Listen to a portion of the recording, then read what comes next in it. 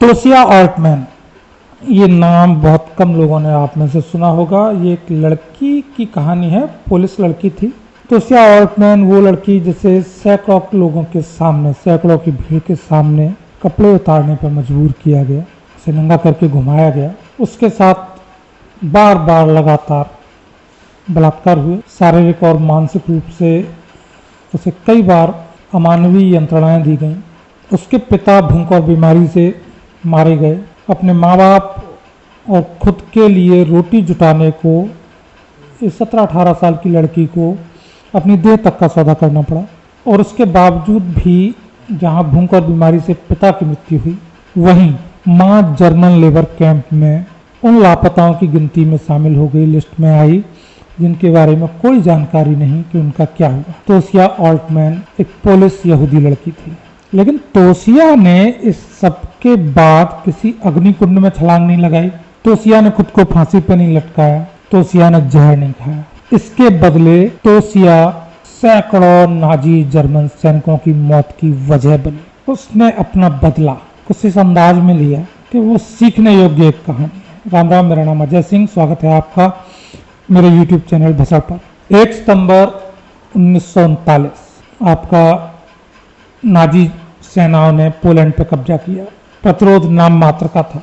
प्रतिरोध के लायक तैयारी भी पोलैंड की नहीं थी। शायद पोलैंड ये सोचे बैठा था कि दुनिया में कुछ भी होता रहे, हमें क्या लेना देना, हम पर कौन सी आँच आएगी। लेकिन जब आपके पड़ोसी विस्तारवादी जर्मनी और रूस हों तो ये नौबत तो आपके साथ कभी भी आ सकती है। तो जब जर्मन टैंक धावा कर रहे थे, उनके मुकाबले में पोलैंड की घुड़सवार सेनाएं थी। सेकंड वर्ल्ड वॉर की बात। तो पुलिस सेनाएं कोई मुकाबला प्रस्तुत कर नहीं पाई सामने, और उन्हें सरेंडर करना पड़ा। और उस सरेंडर के बाद भी जो पुलिस सैनिक थे, पुलिस अधिकारी थे, उनकी बड़ी बर्बरता से जर्मन नाजी सैनिकों ने हत्याएं की। पोलैंड का जो समाज था उसमें भी प्रतिरोध जैसा कहीं कुछ दिखा नहीं उस दौर में। लगभग उन्होंने भी घुटने टेक दिए। उसके बाद जो सबसे ज़्यादा गाज गिरी पोलैंड में, जर्मन सेनाओं ने जब पोलैंड पर कब्जा कर लिया, वार्सो उनके आधिपत्य में आ गया, तो उसके बाद जो सबसे ज़्यादा गाज गिरी वो वहाँ रहने वाले उस इलाके के 4-4.5 लाख यहूदियों पर गिरी। शुरुआत में क्योंकि यहूदियों पर शिकंजा ज़्यादा कसा हुआ था, तो जो अदर पोलिश लोग थे उन्होंने, ईसाई पोलैंड के लोगों ने उस समय ये कहा कि ठीक है, ये तो यहूदियों के साथ कर रहे हैं। यहूदी जो प्योर व्यापारी वर्ग था, यहूदियों का व्यापार जगत में उस दौर में भी वर्चस्व था। और कहीं ना कहीं जो एक लेफ्टिस्ट सोच होती है कि वो रोजगार देता है, वो टैक्स देता है, सब अपनी जगह, लेकिन फिर भी उससे घृणा करनी है, तो वो वाली घृणा पुलिस समाज में भी थी। क्यों पुलिस ये भूल गए कि नंबर तो उनका भी आता। तो शुरुआती दौर में जो नाजियों की गाज थी वो सबसे ज़्यादा यहूदियों पर गिर रही थी, पुलिस बचे हुए थे, लेकिन अगला नंबर पुलिस का भी आया। तो जो शुरुआती 1 सितंबर 1939 के बाद यहूदियों के साथ शुरू हुआ, उन्हें एक अलग कॉलोनी में ढूंढ के लाके ठूंस दिया गया। वारसा गेटो कहा जाता था, और वहाँ भेड़ बकरियों की तरह वो ठूंसे गए। जब दिल करता नाजी सैनिक आते, वहाँ से उन्हें लेबर कैंप के लिए पकड़ के ले जाते, उन्हें लाइन में खड़े करके मौत के घाट उतार दिया जाता, लेबर कैंपों में गला दिया जाता, उन्हें गैस चैम्बरों में ठूंस के जला दिया जाता। बदतरीन जो अत्याचार हो सकते हैं वो वहाँ पे यहूदियों के साथ हो रहे थे। और उस दौर में यहूदियों की जो लीडरशिप थी वो एडम क्रोजिनकोव करके थे। तो एडम ने अपनी तरफ से जो सामान्य चलन था यहूदी समाज का, वही तरीके अपनाए।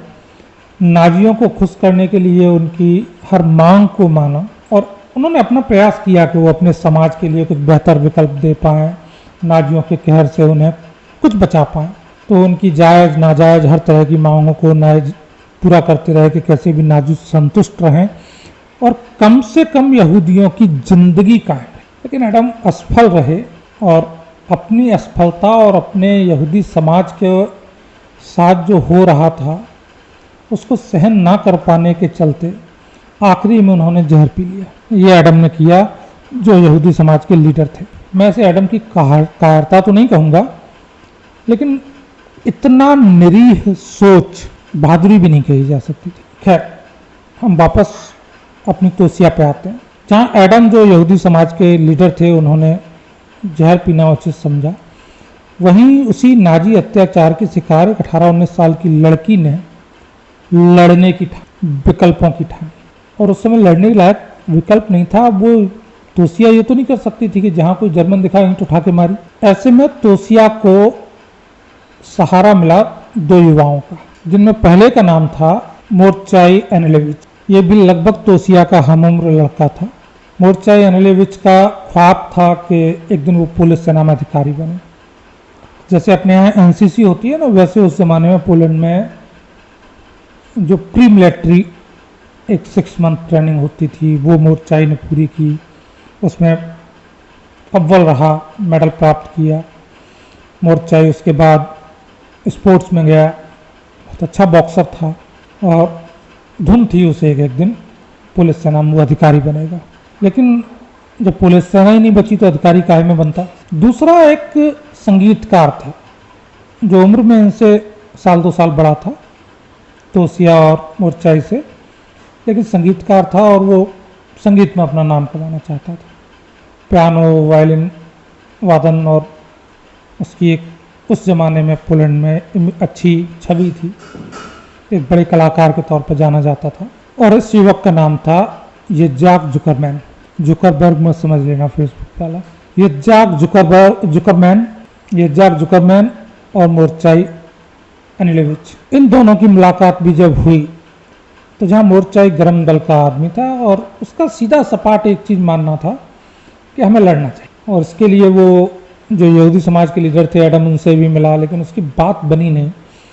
कोई ये मानने को तैयार नहीं था उसके अपने समाज में कि पहली बात तो ये कि यार हम लोग व्यापारी लोग हैं, हम कैसे लड़ेंगे, हमारा काम ये लड़ना भिड़ना नहीं है। दूसरी बात, जर्मन शक्तिशाली जिनसे पुलिस फौज नहीं निपट पाई, फ्रेंच फौज नहीं निपट पाई, चेकोस्लोवाकिया की फौज नहीं निपट पाई, उससे हम मुट्ठी भर लोग इकट्ठे होकर लड़ें भी, जिनके पास न ढंग के हथियार हैं, न कोई ट्रेनिंग है, और जिनका कोई सैन्य इतिहास भी ऐसा नहीं, उनके समुदाय में ऐसा कोई सैनिक भी नहीं जो उन्हें सिखा सके, ये सब ट्रेनिंग दे सके, तो हम लड़ भी कैसे लेंगे।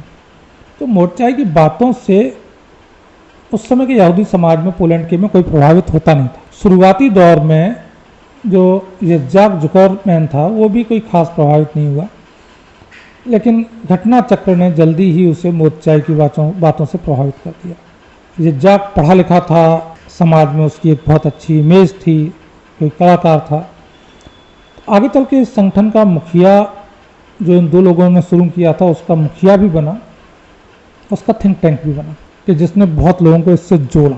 और तीसरी सदस्य जो इन 2 युवाओं के संपर्क में आई वो बनी तोसिया ऑल्टमैन। तोसिया ऑल्टमैन जब इन दोनों के संपर्क में आई तब ये मात्र 3 लोगों का संगठन था, और जो चौथा व्यक्ति इनसे जुड़ा वो एडम, जो यहूदी समुदाय के प्रमुख थे, उनका वाहन चालक था। तो ऐसे करके इन 4 लोगों ने इस एक संगठन की शुरुआत की। शुरुआत में हथियार जुटाए जैसे तैसे, और इन्होंने जो पहली घटना को अंजाम दी, नाजी अधिकारियों पे गोली चलाने या उन्हें मारने की शुरुआत जहाँ से हुई, वो एक नाजी सार्जेंट था, और उसे इन 4 ने मौत के घाट उतारा।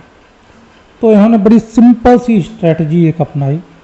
तोसिया का काम था सूचनाएं इकट्ठी करना, क्योंकि बेहद खूबसूरत लड़की थी तोसिया, तो जर्मन अधिकारियों को, जर्मन सैनिकों को खुद के आकर्षण में फंसाना, और उसके बाद सही जगह पे लाके जो बाकी के 3 थे वो अपना काम करते, मौत के घाट उतार देना। संगठन भी धीरे धीरे बढ़ता गया, इनकी गतिविधियां भी बढ़ती गईं, और इनकी गतिविधियां भी बढ़ती गईं, इनका संगठन भी बढ़ता गया, ये लगातार हमले भी करते रहे। इसका नतीजा फिर ये हुआ कि जर्मनों ने एक अभियान चलाया। जुलाई 1942 के बाद जर्मनों ने एक अभियान चलाया, और ये सितंबर तक अभियान चला, जिसमें ये होता था कि जो यहूदी बस्ती थी वहाँ से लोग निकाले जाते, छांटे जाते, जिन पे भी संदेह होता या जो लगता कि इन्हें अभियान नहीं होना चाहिए, उन्हें छांटा जाता, गाड़ियों में भरते, और वो कहाँ जाते किसी को पता नहीं होता। और एक एक दिन में सैकड़ों यहूदियों को वहाँ से ले जाया गया और मौत के घाट उतार दिया गया। ये पूरा अभियान चला। इस अभियान के चलते ये हुआ कि जो यहूदी अब तक इस संगठन से थोड़ा दूरी बनाए थे, 100-150 लोगों का एक संगठन था जो मौका पड़ने पे जर्मन्स को मार रहा था, और सफलता से मार रहा था। 1942 आते आते इन लोगों ने 150 से ज़्यादा जर्मन सैनिक और करीब 50 के करीब अधिकारी, जर्मन अधिकारी या जो पुलिस जो जर्मन लोगों से मिल के काम कर रहे थे, ऐसे अधिकारियों को मौत की घाट उतार दिया। जो संगठन कभी 4 लोगों ने शुरू किया था। और चेई एनिलेविच जो था उसने एक लाइन अपने लोगों को कही, हम जर्मन्स को निकाल नहीं सकते, हम जर्मन्स को हरा नहीं सकते, हम कोई बड़ा चेंज नहीं ला सकते, हम इस जंग को जीत नहीं सकते, लेकिन हम एक चीज तय कर सकते हैं, हम कैसे मरेंगे, हम कब मरेंगे, हम कहाँ मरेंगे, ये कोई जर्मन अधिकारी तय नहीं करेगा, ये हम खुद तय करेंगे। हमारी मृत्यु जो है वो कम से कम हमारी चॉइस से होगी। ये मोर्चे के कालजयी सेंटेंस था जिसने आगे चल के पूरे संघर्ष का आधार रखा।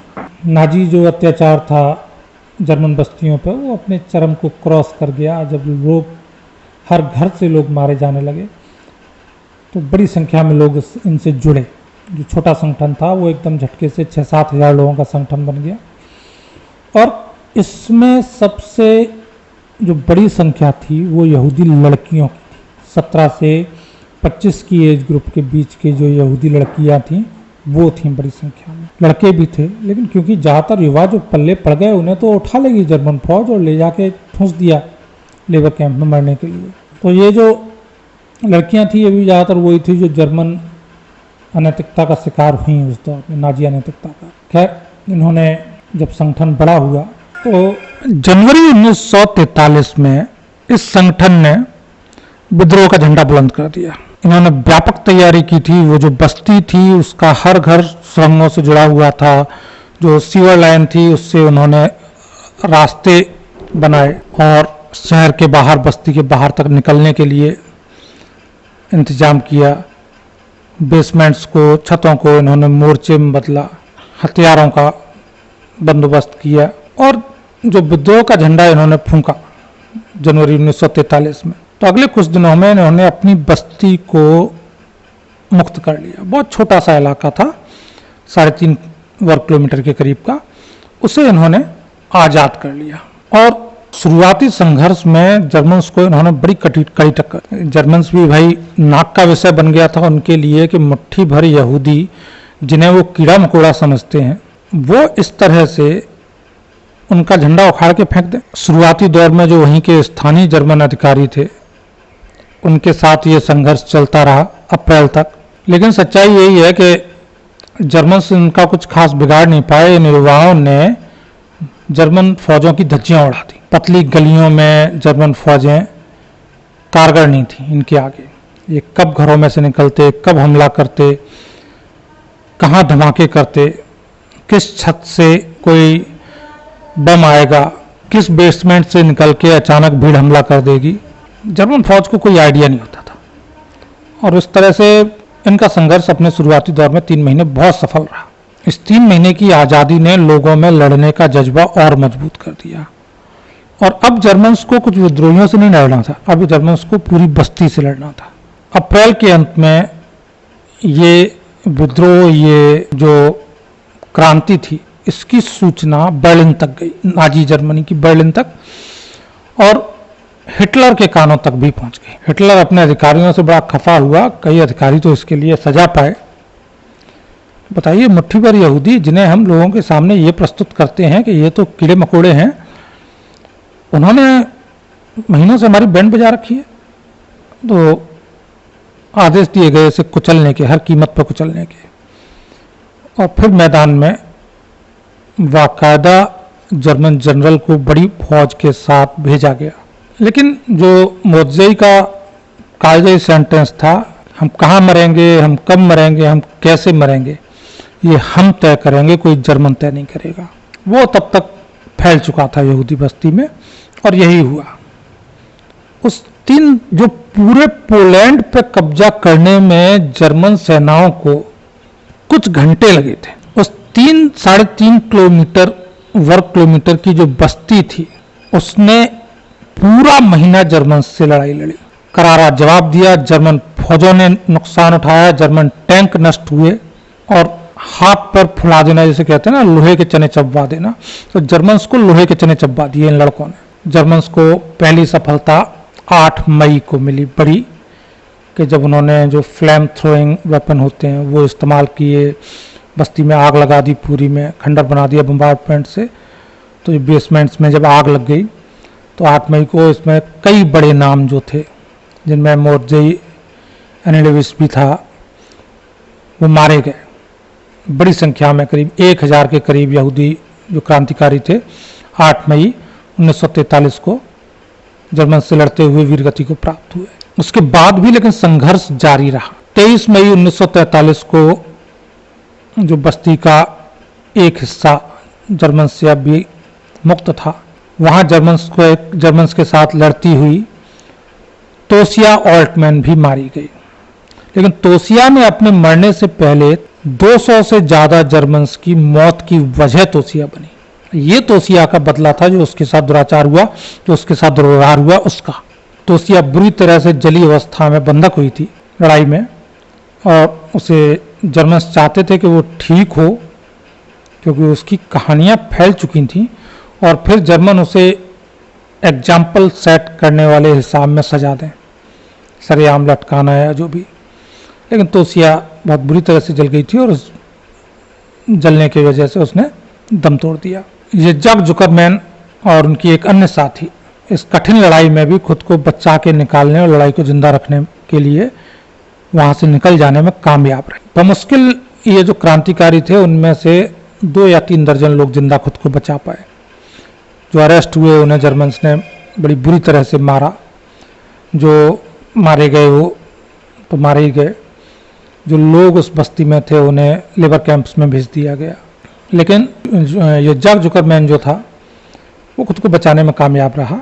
इस संघर्ष में ही अपनी साथी रही महिला से उसने बाद में विवाह किया, और यही इसी संघर्ष से एक छोटी बस्ती दृढ़ निश्चय के साथ और स्वाभिमान के साथ जिस तरह से नाजियों से लड़ी, वहीं से बीज निकला इजराइल नाम के यहूदी देश का। बाद में इजराइल के निर्माण में भी ये जग जुकरमैन का बहुत बड़ा योगदान था। वो कभी पॉलिटिशियन नहीं बने, वो और उनकी पत्नी, लेकिन उन्होंने उन्होंने जो इजराइल बना उसमें अपना भरपूर योगदान दिया। लोगों को संगठित करना, लोगों को प्रशिक्षित करना, तमाम चीज़ों में।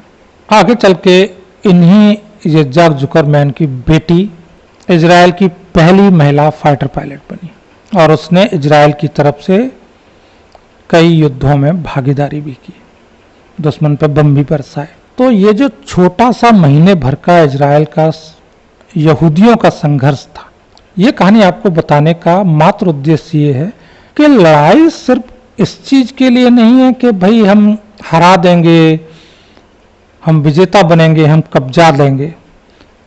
लड़ाई कई बार इसके लिए भी लड़ी जा सकती है कि जैसा एनेडेविच मोर्जेई ने कहा था, हम कहाँ मरेंगे, हम कैसे मरेंगे, हम कब मरेंगे, ये निर्णय हम करेंगे, कोई दूसरा नहीं करेगा। और इसी एक लाइन ने इजरायलियों को जो आज का लड़ने का मादा आपको दिखाई देता ना, वो दिया।